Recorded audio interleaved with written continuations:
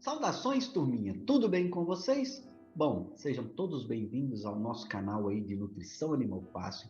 Aqui estamos postando as aulas das disciplinas de Nutrição de Não Ruminantes, ACOPA e formulação de rações, dietas e suplementos para animais. Sejam todos muito bem-vindos, estudantes de graduação da nossa escola, de fora. A gente percebe que vários estudantes têm procurado o nosso canal, tá? O que nos deixa muito feliz. Então, faça a inscrição, aproveita, se não fez, faz aí, tá? Para receber os nossos vídeos, bem como para dar um apoio também para o nosso trabalho voluntário aqui, que a gente faz com muita alegria e satisfação. Bom, hoje o nosso assunto está dentro aí da formulação de ração. Na verdade, é um assunto que alguns anos atrás, através de uma reunião dos nutricionistas do nosso curso, nós percebemos que era um assunto que não era tão abordado dentro de nenhuma das disciplinas. Então, nós resolvemos falar sobre processamento de rações dentro da disciplina de formulação. É como se a gente trabalhasse toda a formulação e depois falasse pelo menos um mínimo sobre o que nós vamos fazer com esse alimento depois de misturado. Né? No caso, por exemplo, de rações peletizadas e extrusadas principalmente, ok? Então, é um conteúdo dentro da disciplina de formulação, mas poderia também estar dentro da disciplina de nutrição de não ruminantes ou até mesmo uma disciplina sobre processamento. Haja vista que hoje o volume de informação que a gente tem sobre processamento é muito grande e valeria até uma disciplina somente sobre isso. Aqui nós vamos dar informações muito básicas, né, para apontar para os estudantes os processos principais, né, que podem acontecer com esse alimento formulado, ok? Então, para isso, nós vamos compartilhar a nossa tela aqui. Eu me chamo Luiz Carlos Machado, sou professor do IFMG Bambuí.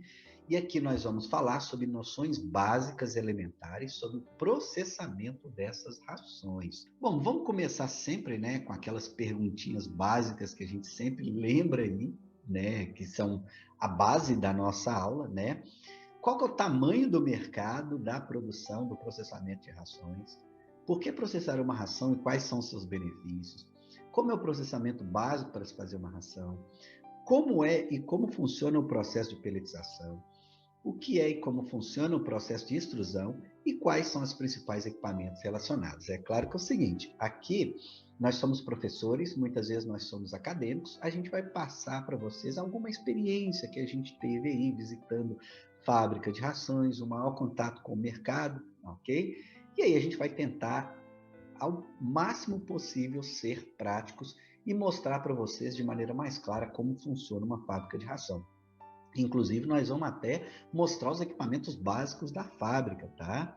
Bom, a primeira pergunta, então, qual que é o tamanho desse mercado? Gente, hoje é um mercado que movimenta milhões. É um mercado aí que tem ganhado muita proporção dentro aí, né, do setor de alimentação animal, mercado de processamento, tá?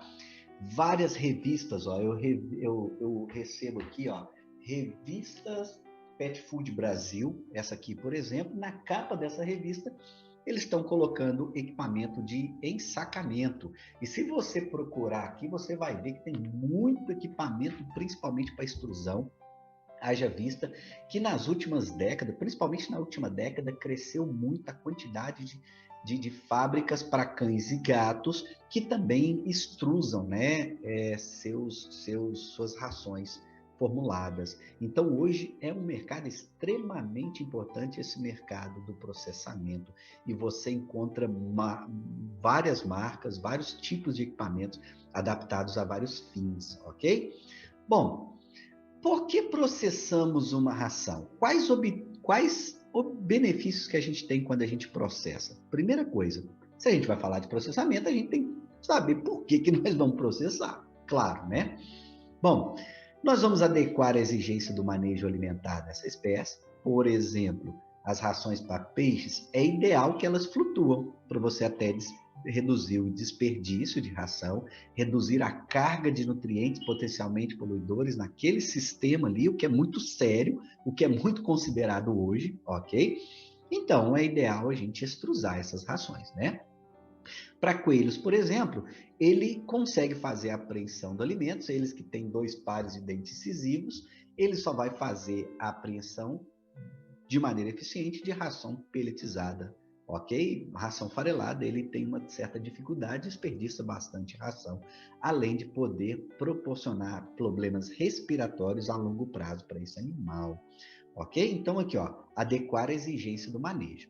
O segundo item, aumento da densidade para facilitar o transporte. Imagina, por exemplo, para frango de corte, você vai trabalhar com transporte de toneladas de ração em cima de um caminhão.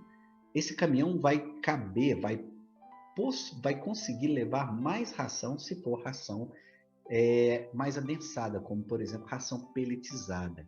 Você consegue colocar mais produto dentro daquele mesmo espaço quando você pelletiza, ok? Bom, também eliminação de micro-organismos, melhorando o tempo de conservação, isso a nível de extrusão, isso é muito importante. Quando você trabalha com alimento extrusado, você cozinha, você trabalha com alta temperatura e pressão, então isso aumenta muito o tempo de prateleira, principalmente se aqui estiver associado com uma boa embalagem. E meus amigos, hoje nós temos muita tecnologia de embalagem, principalmente para rações de cães e gatos. Então você pode ver aí que no mercado o tempo de validade dessas rações costuma ser até maior, ok? Bom, melhora a forma de apresentação, que tem a ver com aspectos de marketing. Isso a gente observa muito aí em rações para animais de companhia, cães, gatos, rações com formato de ossinho, de estrela. É muito legal o que hoje se trabalha com com as formas de apresentação, ok? Hoje tem sido muito explorado. Bom, agregar aditivos na camada externa do grânulos, pode ser que alguma substância eu tenha que colocar depois da fabricação, mesmo porque pelo processamento térmico pode ser que essa substância seja instável a esse tipo de processamento, e esse processamento vai me possibilitar agregar esses aditivos posteriormente, ok? E melhorar significativamente a digestibilidade. Bom, nós temos que considerar que o processamento tende a melhorar a digestibilidade de vários princípios nutritivos. É óbvio que nós não estamos falando aqui do processamento excessivo, que a gente sabe que prejudica os princípios nutritivos. Uma altíssima temperatura por um tempo prolongado proporciona problemas terríveis aí a nível de nutrição animal. Nós estamos falando que o processamento na temperatura adequada, pelo tempo adequado, tende a elevar a digestibilidade dos nutrientes. Se você compara, por exemplo, dietas extrusadas com pelletizadas, com as fareladas, as extrusadas têm um nível maior de digestibilidade. A pelletizada também vai ter um nível maior de digestibilidade quando comparada à farelada, porque o processamento, a temperatura, melhora a disponibilidade, a biodisponibilidade dos nutrientes, ok? Por isso, é claro que nós, na nutrição humana, cozinhamos os alimentos que a gente vai comer, como arroz, feijão, por exemplo. Isso melhora muito a disponibilidade dos nutrientes, como, por exemplo, quando você aquece o arroz ou o milho, por exemplo, você acaba disponibilizando melhor as cadeias de amido, né, para os animais, ok? Bom, vamos conhecer como que seria o funcionamento de uma fábrica de ração muito simples, só para a gente ter uma ideia mais clara daquilo que a gente está falando. O que seria uma fábrica de ração mais simples? Aqui eu tenho o coração da minha fábrica de ração. O que é o coração? É o misturador, ok? Aqui que vai ser a peça-chave para misturar os meus ingredientes de maneira eficiente, e eu vou ter que ter um controle muito grande em cima do misturador, que tem que trabalhar de uma maneira adequada por um tempo adequado, ok? Mas, se por acaso eu não compro milho moído, eu moo o milho, eu tenho que ter também um moinho. É isso aqui que vocês estão vendo aqui, ó, um moinho, tá vendo? Então aqui eu tenho uma moegazinha para mim colocar esse milho sobe aqui, tá? Por uma rosca sem fim, provavelmente, tá? E aqui ele vai ser moído para cair dentro aqui do meu misturador. Então, se eu tenho tá? Um misturador, eu teria da maneira mais simples, uma fábrica de ração. É óbvio que estão associados outros equipamentos, como, por exemplo, uma balança para me pesar os macroingredientes, uma balança para me pesar os microingredientes, um sistema de moinho para o milho ou para outro ingrediente, se eu comprá-los de uma maneira integral. Se eu não comprar, por exemplo, o milho na forma de fubá, eu teria que ter isso, ok? E além disso aqui, é óbvio que eu vou gastar alguma coisa para me sacar isso, né?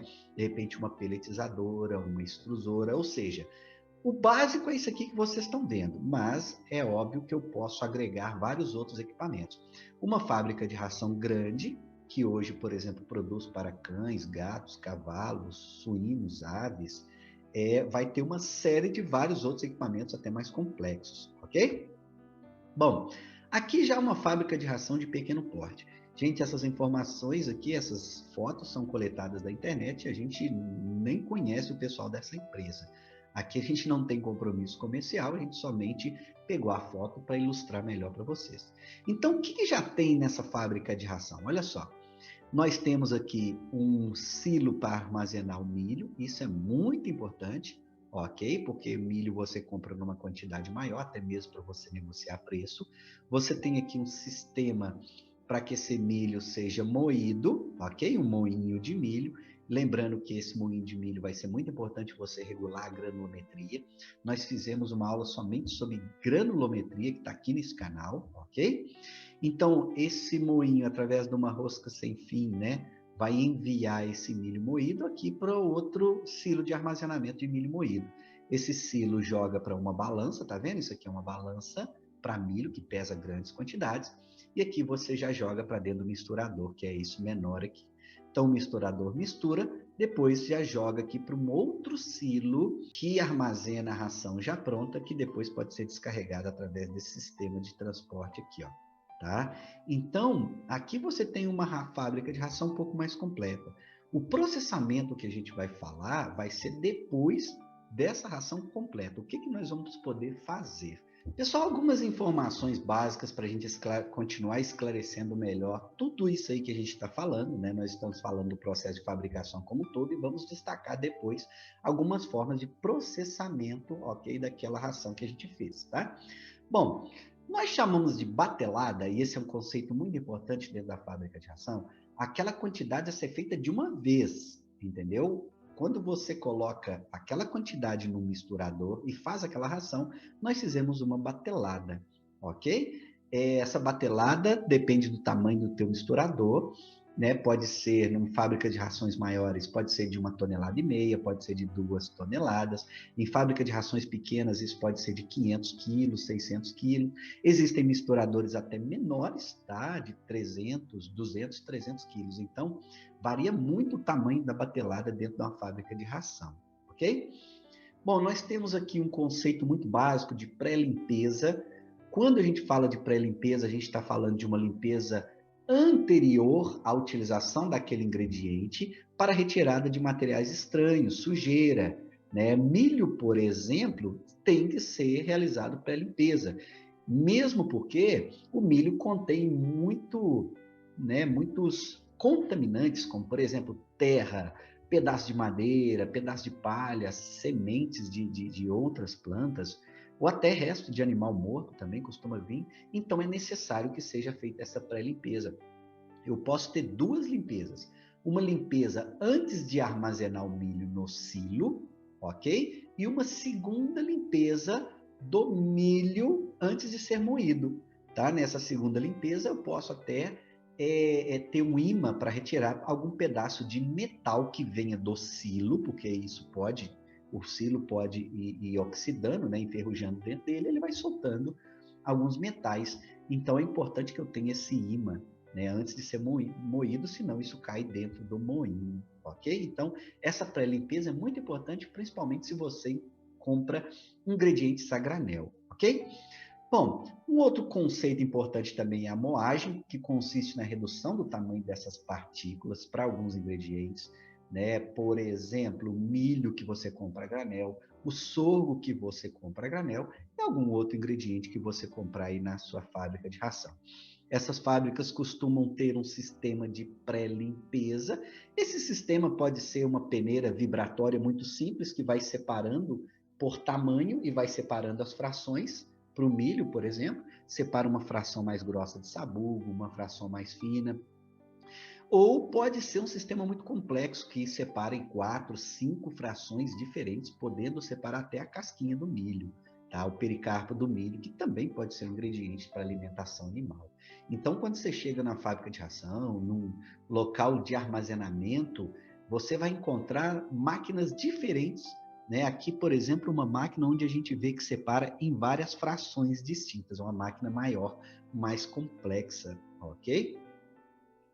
Pessoal, aqui nesse próximo slide, tá? Mostrar para vocês alguns moinhos aí a nível de fábrica de ração, ok? É um moinho que tem uma peneira, normalmente um moinho de martelos, ok? Acoplado a um motor, ok? E é claro que você vai sempre estar utilizando peneiras adequadas. Lembra da aula de granulometria que está aqui nesse canal. A granulometria é peça-chave para a gente otimizar o desempenho do animal, ok? Bom, nós vamos fazer pesagem de macros, aqueles ingredientes que entram em maior quantidade, né? Por exemplo, milho, farelo de soja, farelo de trigo, isso pode entrar como macros. Agora nós temos alguns que entram em pequenas quantidades, alguns aditivos, aminoácidos, premix, ok? Eu vou utilizar uma balança menor, porque essa balança tem maior sensibilidade.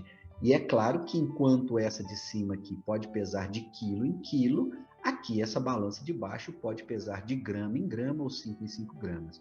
Isso depende das circunstâncias. E depois disso, a gente faz a mistura, né? Onde os ingredientes são misturados em tempo previamente definido de acordo com o teu misturador. Ok? Existe um misturador vertical, horizontal, igual nós vamos mostrar, esses aí. E cada um desses misturadores tem um tempo ideal para cada mistura. Normalmente, esse tempo aí pode está variando entre 5 e 8 minutos. Nós não podemos misturar de menos, ok? Senão a gente vai ter problema de mistura, os ingredientes não vão ser totalmente misturados e nós não podemos misturar demais, senão aquelas partículas mais densas tendem a baixar, a ficar no fundo do misturador, o que a gente não quer.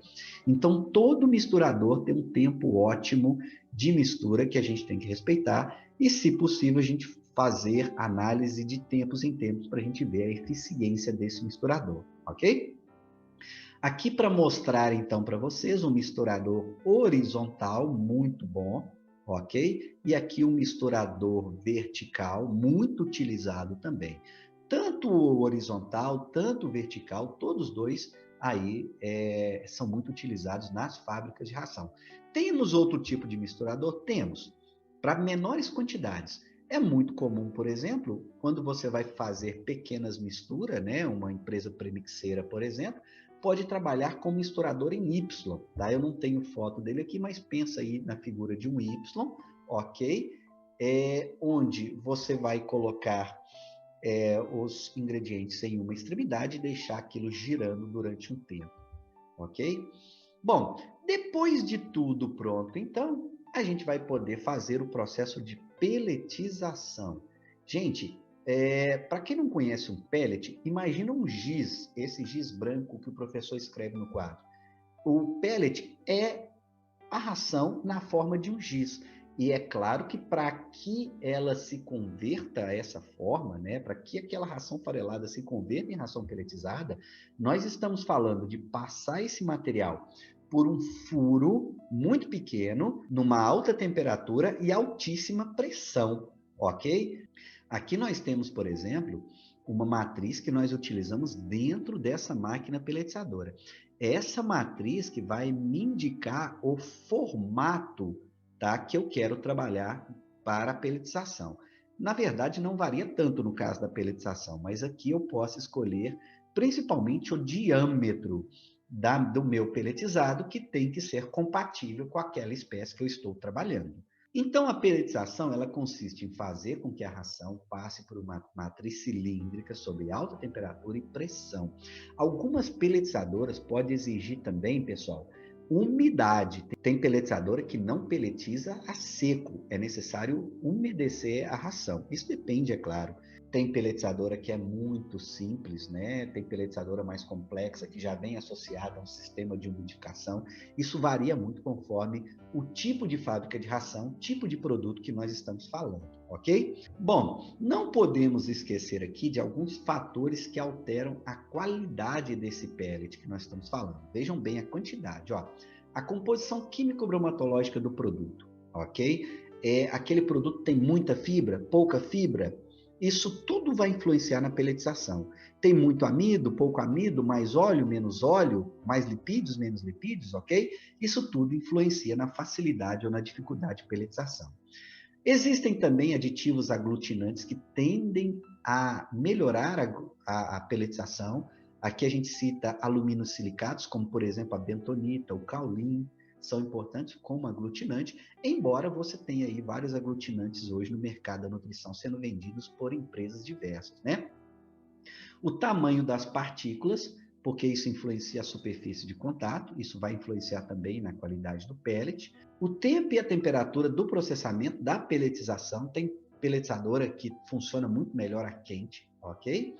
A taxa de compressão, o tipo de matriz que você está utilizando e também a umidade da mistura. Igual eu comentei, algumas pelletizadoras necessitam de umidade.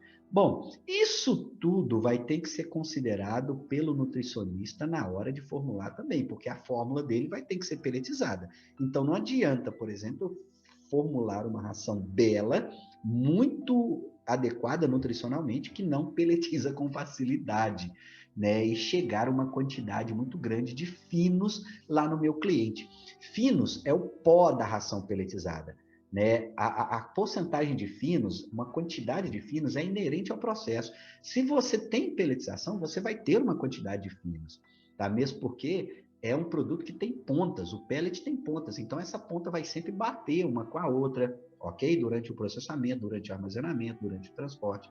E você vai sempre ter uma quantidade de finos, porém, essa fração de finos tem que ser controlada.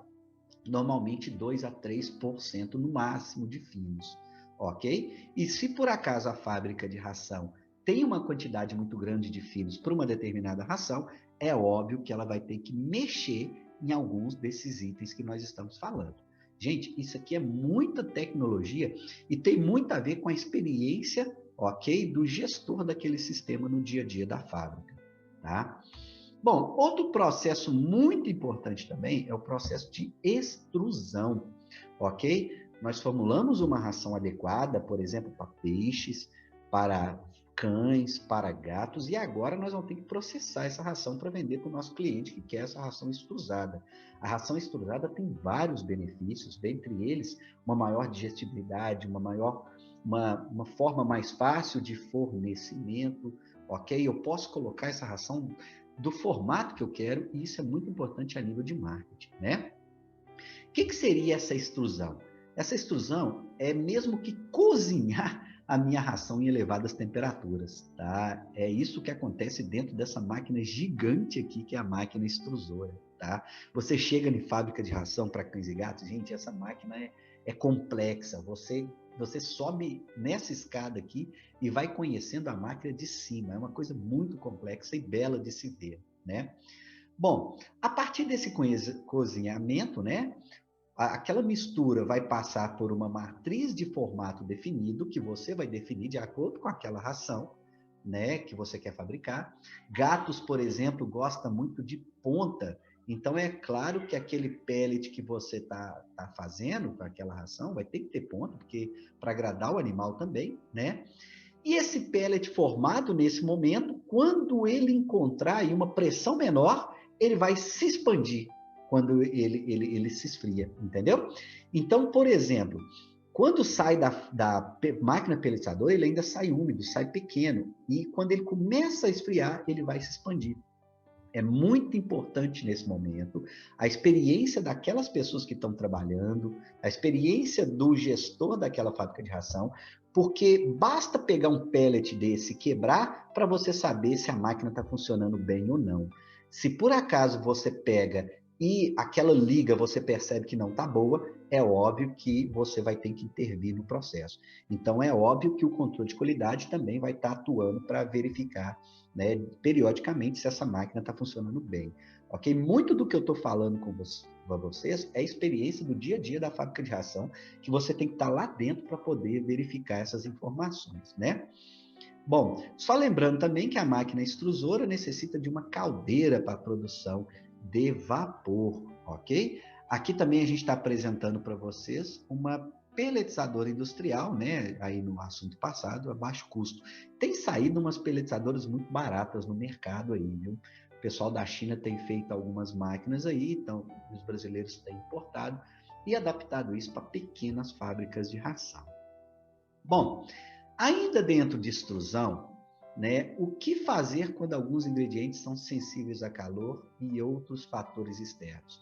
Olha só, aqui nós estamos falando do processamento a quente, tanto na peletização e principalmente na extrusão, ou seja, nós estamos falando de calor. E o calor desestabiliza várias coisas, como, por exemplo, algumas vitaminas, alguns antibióticos, ou até mesmo algumas enzimas exógenas, tá? Então, como que a gente vai fazer? Olha só, é claro que nós temos aqui várias informações sobre a sensibilidade de várias substâncias diferentes frente ao calor, frente ao oxigênio, frente à umidade e à luz. Vários fatores. Aqui nós estamos falando do calor, mas é claro que o oxigênio, a umidade e também a luz prejudica bastante, tá? Quando você vê um mais aqui nessa tabela, quer dizer que é muito sensível. Por exemplo, a vitamina A é sensível ao calor, sensível ao oxigênio, sensível à luz, ok? Então, nós temos vários problemas que a gente vai precisar se preocupar quando a gente está, né, fabricando uma ração para a gente mandar para o cliente. Se a gente, por exemplo, extrusa uma ração e depois não faz mais nada a nível de processamento, a gente pode ter alguma perda aqui, ó, considerável em termos desses nutrientes. Então, existem alguns processos que consideram essas perdas e colocam esses nutrientes depois, né? Como, por exemplo, esses processos aqui que eu estou falando. Então, soluções para isso, ó, soluções para a gente evitar perda ou para adicionar mais nutrientes que antes eram perdidos nesses processos aí. Bom, ingredientes protegidos contra elevada temperatura. Existe hoje, por exemplo, enzimas exógenas que você compra já com o intuito, né, de que essa enzima vai aguentar o processo de peletização, por exemplo. É uma enzima preparada, tá? A nível industrial não sei como que é feito isso, mas é uma enzima que aguenta altas temperaturas, dentre outros ingredientes, né? Ou então, o que é mais interessante, você pode adicionar após a peletização e extrusão, o que a gente chama de coating, ok? Que é um revestimento externo. Aqui, ó, essa reportagem foi publicada há alguns anos na Pet Food Brasil, onde eles detalhavam a operação de coating do material extrusado, ou seja, colocar alguns nutrientes que antes poderiam ser perdidos depois do processamento, o que é muito interessante para a gente a nível de mercado, ok? Mesmo porque algumas substâncias, tá, devem, né, ser colocadas por fora para chamar mais atenção do animal. Imagina, por exemplo, um flavorizante. Não tem por que eu colocar o flavorizante lá no centro do pellet. Então, eu coloco ele numa camada externa. É claro que para colocar essa camada externa tem todo um processamento. Eu posso utilizar a pulverização de óleo em cima disso aqui, juntamente com um flavorizante, dentre outras substâncias. Então, vejam, meus amigos, que esses processos que a gente está falando possibilitam você colocar mais alguns nutrientes ou recobrir o pellet com algum alimento interessante, ou até mesmo colocar algum nutriente específico após a ração pronta, após a ração extrusada, né? Lembrando que primeiro nós formulamos, depois nós misturamos, depois nós pelletizamos, estamos finalizando o processamento com uma operação de coating, dentre outras operações. Bom, pessoal, para a gente finalizar, eu só quero chamar a atenção de duas coisas. Que isso, né, hoje é um mercado que cresceu muito, ok? Tem muita empresa especializada que vai proporcionar aí equipamentos, manutenção, serviços especializados, né? Consultoria, tudo isso que a gente falou, que é importante também, e que é claro que a própria fábrica de ração, principalmente a fábrica de ração grande, tem uma equipe técnica que garante a manutenção desses equipamentos. né? Se você visitar uma fábrica de ração grande, você vai chegar lá e vai ver que a fábrica de ração também tem um mecânico para mexer na pelletizadora, para mexer na extrusora quando para, ou preferencialmente somente de maneira preventiva, para não deixar parar. Então, essa equipe de manutenção é muito importante também para a fábrica de ração, ok? Pessoal, então foi isso aí. O nosso intuito aqui é somente dar uma noção básica sobre o processamento dessas rações, o que pode acontecer com essas rações depois de formulado, e informações sobre todo o processo de mistura dessas rações. Não basta somente a gente formular uma ração adequada nutricionalmente. É claro que vários outros aspectos tecnológicos de fábrica de ração estão envolvidos nesse processo, até mesmo para facilitar a venda daquele produto. Então, meu muito obrigado. Se você ainda não é inscrito nesse canal, faz a inscrição, ok? Para dar um apoio para o nosso trabalho, bem como para receber nossos vídeos. Então, muito obrigado a todos.